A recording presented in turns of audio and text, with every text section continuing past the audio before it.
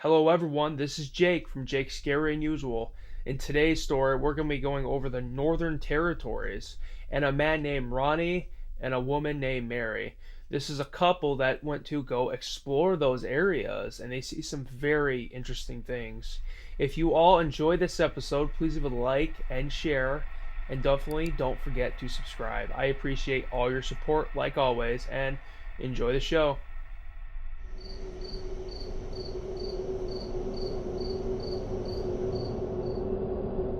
Ronnie and Mary were a couple from Nevada and loved traveling together.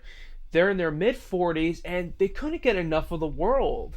Ever since they were in their 20s and they got together, they traveled and went everywhere together. But as they got older, they really enjoyed hiking, so much so that they started doing long adventures like the Appalachian Trail and all those types of things. They absolutely loved it when they can find a new trail, especially around where they lived. But they were getting a little bored in their area and they're like, you know what? Let's travel a little more abroad. They've run all around the world before, but now they're really looking into doing something a little more treacherous and more interesting. They got so bored of everything else. So they decided to go up to the Northern Territories in Canada. So they had to renew their passports and things, so they got all that taken care of because it was actually a while since they traveled outside of the States because they were so busy on saving up for this trip. They were so excited about it. They were telling their kids about it. At this point, their kids were moved out. So they're like, you know what? It's time to do something a little more serious, more adventurous. I mean, if something happens, our kids are already independent. We don't have to worry about that as much.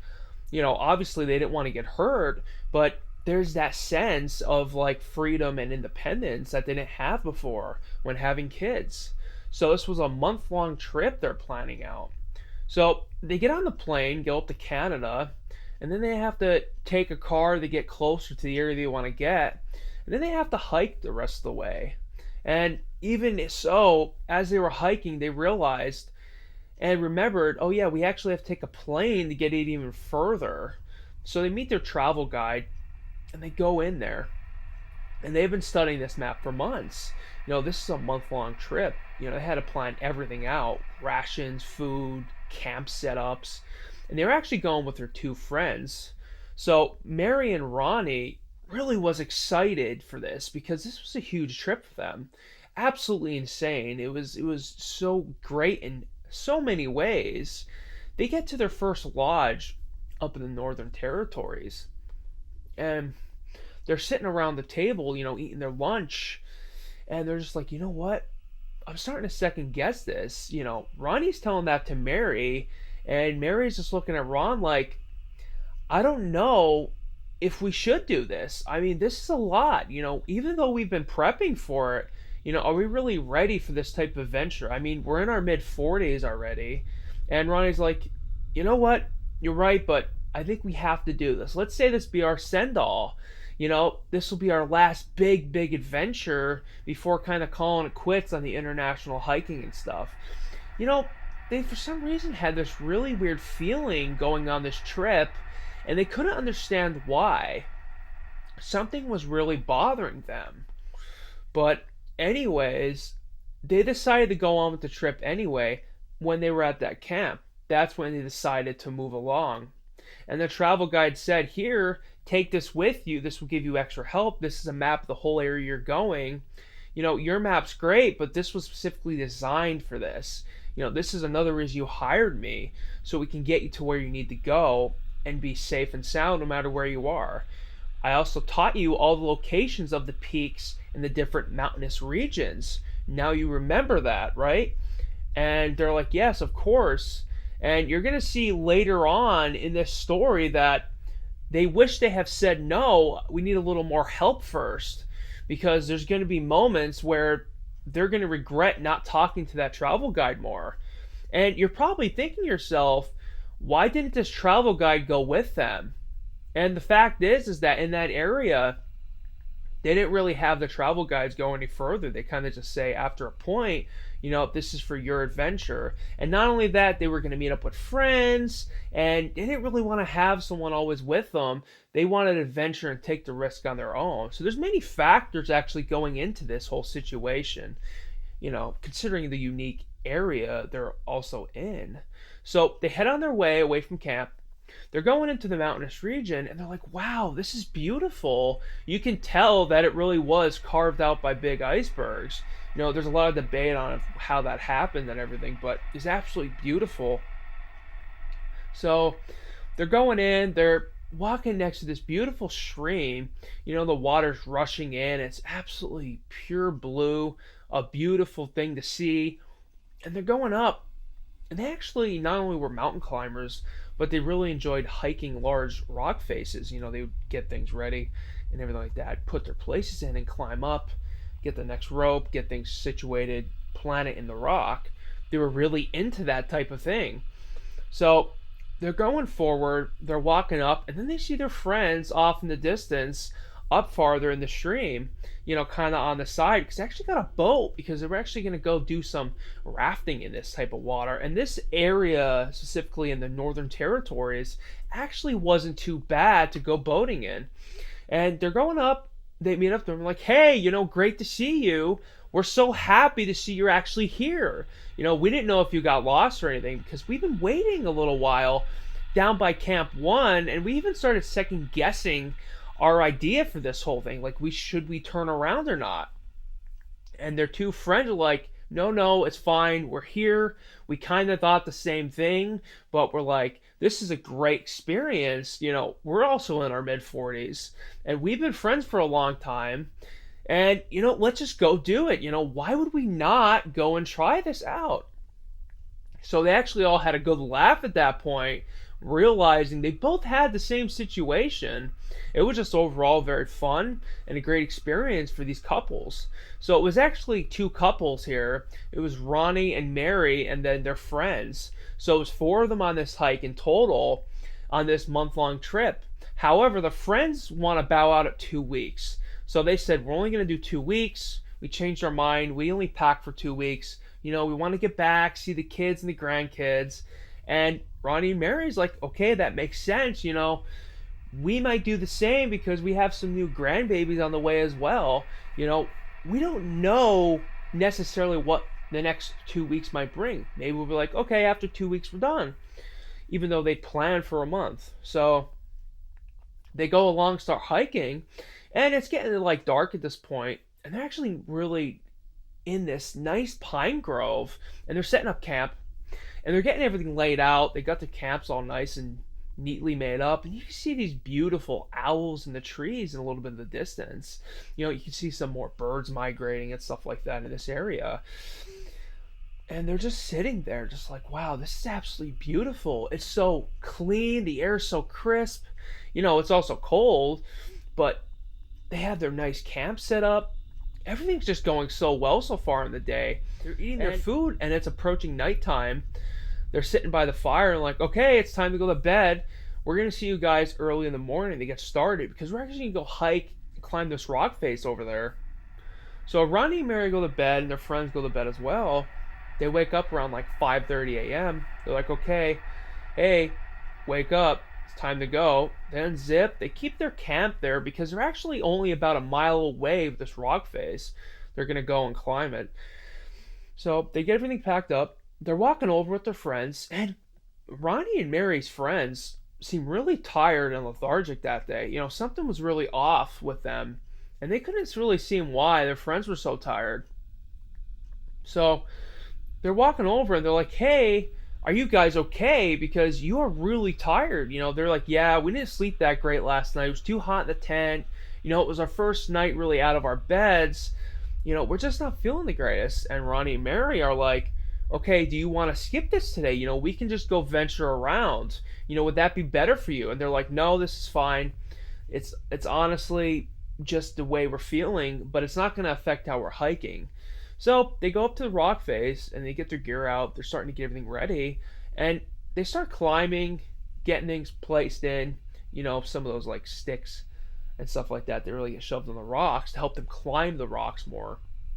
They're getting the ropes laid out, and their friends are going last. You can see how lethargic they are. They're just really tired and out of it. They're making their way up, and they're looking down at their friends, and they're making their way up, and one of the friends slips. Luckily, they're all strapped in, but slips, bashes his head off the rock, and his wife's like, "Are you okay? This is not a good situation." She's starting to freak out. Ronnie and Mary are up there like, "What's going on?" And they look down and they can see that their friends are injured. And at this point, they're all freaked out. They're like, okay, we're getting down. We're going to stop climbing this rock face. As they're making their way down, you can see not only did he hit his head off this rock, he has the helmet on and everything, gear's all proper. He hits his head off this rock. His leg is now stuck in this part of the crevice on this rock. And like I said, it's like around 100, 200 feet up in this middle area. His foot's stuck in this crevice, and he is freaking out. And his wife's like, help us, come back down. We need to get his foot out of there. As they're coming down, they actually realize the safety rope that was attached to him isn't properly engaged. And it starts coming loose, and he falls forward. And the worst part is, because that safety rope isn't really secured to him, he falls forward, and his knee, not only is his leg still stuck in there, his leg snaps the knee. And he goes straight down like this. And the only thing keeping him there is his tendons and skin. And his leg is still stuck in that crevice right where the knee is. But his body's hanging and he's screaming for help. He's like, this is so painful. I need to get out of this. Help me get out of this. This is horrible. I can't stand this anymore. Get me out of this. And Ronnie and Mary are making their way safely down. But Ronnie's at this point is like, I don't care. I want to get my friend out of here. This is a lot. This isn't right that they're having to go through this. This is too much. We need to do something now. He's freaking out. All these things are coming to his mind. And he gets down to the point and sees it. And there's blood coming out of the knee area. And you can see kind of where things are severed. And Ronnie could really see the problem at this point. He was never really in the blood. It always made him faint, made him feel sick. But he's like, I have to help him. We got to get him out of here. He's going to bleed out and die. And the worst part is, because of the way the rock was, the way his foot got ledged in there, it's at an angle, and it kind of got his leg more stuck in that little crevice. So he goes over, and Mary's coming down. And Ronnie, with all of his might, is getting against the rock and pulling up at an angle to push out, get this calf and his foot out of this crevice. And it's causing him immense pain. I mean, his friend's screaming, help, get me out of this. Ah! He's screaming in so much pain. And Ronnie eventually gets to get the leg slightly loose. But as he does, not only does his leg fall in more, so it actually falls in this crevice more. So now his leg's stuck even worse. This is a horrible experience his friends having to go through. Ronnie and Mary and his wife, they're just all in pain, emotional pain, and just distressed by the situation. And he's just sitting in there. He's like, God help me. As soon as he says that, Ronnie actually ends up getting his leg out as it went in, but he got it out at an angle. And then when he pulls it out, blood just starts pouring out of this guy's knee area, right where the skin and the bone was like separated. And he is like crying at this point. He is in so much pain. But he ends up getting his friend down. As he's going down, you can see there's some loose rocks up top, right where they kind of got the rope mounted. You're supposed to clear that when you get up there. But as Ronnie and Mary made their way up, these rocks weren't cleared because they were so focused on getting back down to help their friends. And one of the rocks comes down, and this thing is coming down at such a speed. It's a good sized rock. It's the size of like 5 like regular sized heads, if that makes sense. And it's coming down, and it knocks Ronnie's friend, the guy, out. Knocks him right in the head. And he's no longer in pain because he's out like a light, but now it's even a worse situation. It's like, how much more is this guy going to have bad luck? This guy just got knocked out by this rock as he's making his way down this cliffside, Ronnie's like, okay, this is even worse. Now he's taking dead weight. And as soon as he took that dead weight, he start going quicker and quicker. And he's like, I need help. You need to grab the ropes. Stop it. And so they're making their way down only about 30 feet at this point, but that's enough to kill you. So the two ladies were able to grab the ropes and slow him down just enough to where Ronnie didn't get hurt and he was able to get his friend down for safety. He gets him down there and he sees the blood. Luckily, Ronnie was in the military. He had a tourniquet on him, so he tourniqueted his leg, stopped the bleeding. And he luckily did because the blood was horrible. It was all over the rock wall. It was all over his wife. It was all over Ronnie's wife. It was a horrible moment. Ronnie himself was covered in blood. He's like, okay, we need to get him to the hospital. We need to get back out of here. So he actually goes, he's able to lift him. The two wives grab him up in the shoulder torso area and they take him all the way back. They leave their gear. They don't care at this point. This is an emergency. And they get him back to the little camp. They're packing up and he's trying to treat him. And his wife's crying and like, okay, what are we going to do? What are we going to do? I'm freaking out. What do we do in this situation? And Ronnie's like, okay, I had a plan for this. I have an emergency satellite radio. We're going to call and get out of here. We're going to get us out of here. It was a radio and a phone, so it was like a 2-in-1. He calls up on the radio and it's like, okay, we have a situation. We need emergency medical evac. We have someone critically injured here that also passed out.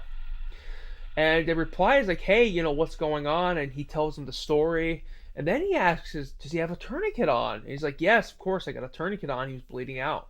He's like, what happened? I said, we were at the North Face in the Northern Territories. And he just goes radio silent. You don't hear anything. And a couple hours later, Ronnie's there with the guy. The guy wakes up and he's like, hey, we do have help coming. We just don't know when. It went radio silent. He's like, what do you mean it went radio silent? And he is pale as a sheet. He lost so much blood. But thankfully, they were able to tourniquet his leg. Now, you can leave a tourniquet on for a while before you start really losing all feeling in your leg. Once it's tourniqueted, you lose the feeling. You can also lose the lower half of your leg if you don't get blood flow in a certain amount of time. So he does hear back. He's like, hey, we just rescued someone from that area. We're going to be back soon, but it's really strange that we just had a rescue operation there. And it was something very similar to your story. Are you sure this isn't one of their friends that got stuck? And he's just like, what do you mean? And the guy's like, never mind, we'll talk to you when we come. And the rescue helicopter's coming because there's actually a little emergency camp over there right where the airplane landed. Helicopter's coming. Is like, okay, we're going to get you up here. This trip's ending now. This was a sign for me. This is enough. So they get him up on the stretcher. They get him in the helicopter. And they take him back to the airport and they're talking and like, hey, do you know someone named Ronnie and Mary? And Ronnie and Mary, funnily enough, were like, wait, well, that's our names. And the guy, the doctor, just goes pale white. He's like, we just rescued someone named Ronnie and Mary in their mid-40s. And everyone in that room just goes completely eerily quiet. And you can actually see across, there was someone named Ronnie and Mary. And there was a priest there just doing a prayer over them because they just died. And something really strange is the doctor's like, okay, is this some prank or, were you involved in this? And they're like, no, what do you mean? And they show their IDs. They really were Ronald and Mary. And their friends were like, okay, this is really weird. And like, this isn't funny. Why would you even make a joke that they would even be a part of something like this with a murder or, a homicide or whatever happened? And the coroner later on pronounces that they were dead by natural causes. They actually fell down a cliff on the other side of that rock face. It was weird because as he was going up, his friend was going up this rock face and he slipped and he hit his head. The reason he did that is because he heard a scream and it spooked him out. So I almost lost his friend because he heard this scream, this echoing scream. It was actually in that same crevice area is where the other Ronnie and Mary fell to their demise. So it was really weird linkage there, and it was just so spooked out, and the doctor couldn't believe it. He wanted to believe that they had something to do with this because he couldn't believe that that was a coincidence, not in any circumstance. So, luckily, his friend does recover, and he actually has to get his leg amputated. Unfortunately, there was so much damage done to it, and there was enough blood loss and cut off circulation within the time that he lost the lower half of his leg. But luckily, he is alive, and he ended up seeing his grandkids again with his wife. Everything turned out great there. But Ronnie and Mary never could get over the fact that what happened that day. Something really eerie and strange was about all that. They never recovered from that, and they still talk to their kids and their grandkids about it to this day. I hope you all enjoyed this episode. This was really unique and kind of like something with a twist at the end of it. If you all enjoyed, please leave a like and share, and please subscribe if you haven't already. I appreciate all feedback on my content as well. You can leave it in the comments below or email me. Again, have a great night and a great day. Oh, and also, don't forget, I'm on Spotify, and now all my podcasts are on YouTube. I hope you enjoy that, and don't forget I'm on Facebook, Instagram, and TikTok. TikTok is a big platform for me, as well as YouTube. They're my biggest platforms, and I'm going to continue to make more and more content and better quality content for you, the people, the ones of the community. And that'll be it for today. All right, bye for now.